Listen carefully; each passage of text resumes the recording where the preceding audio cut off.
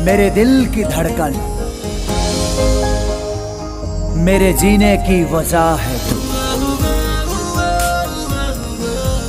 प्यार, इश्क और मोहब्बत मेरे आशिकी का इम्तिहान है तू।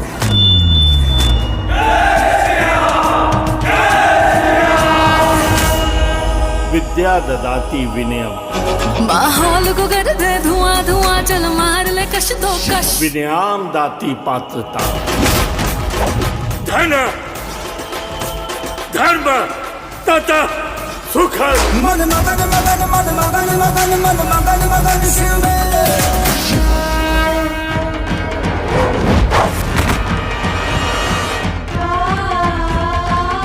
मंदिर में घुस के पूरा मंदिर अशुद्ध कर ले भी आई। संविधान के आर्टिकल 15 में साफ साफ लिखल बा कि जाति लिंग के आधार पर देश के कौनो भी नागरिक से भेदभाव कईल अपराध होला। सुबह हो शाम जपी तुम्हारे नाम, बस एक के काम तुहर बंदगी। तू ही आशिकी, तू ही जिंदगी।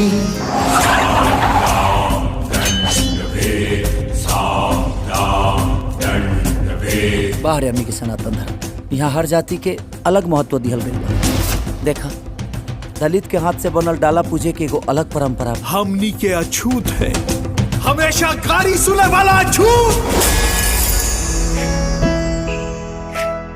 पिछला जन्म में करम नीक कई, गंगा के तहत समाज कबो स्वीकार न कर पाई। तपिया तो के पहिनी हो। आज से और अभी से हम अपन जात छोड़ रहल बानी। सतीश दुबे आज और अभी से अपने बेटे को मुखाग्नि देने की जिम्मेदारी से आजाद करता है। हम राशि की खातिर वो बहुत कुछ त्याग कर देनी। अपन समाज, अपन जाति, अपन ब्राह्मण होखला के संस्कार। अब गंगा के साथ जिया भी और गंगा के साथ मरब भी।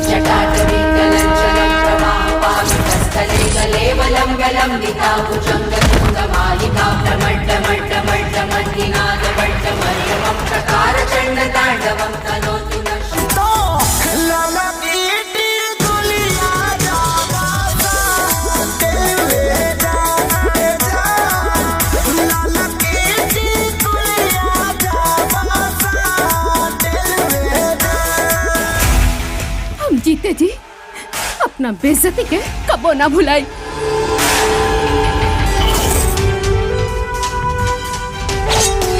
हम बताए धर्म और राजनीति के बीच में अंतर का होला।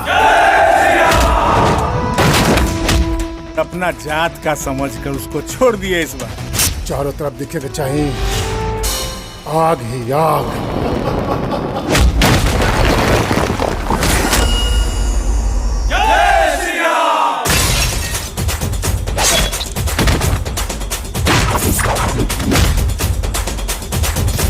पंडिताई अछूत से बर्तन ना छुआवल जाला।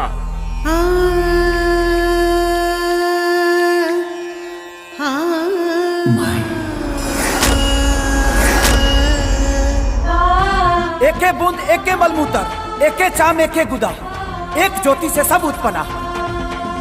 कौन ब्राह्मण कौन शूद्रा, किसी के साथ सोना आशिकी नहीं, किसी का होना आशिकी।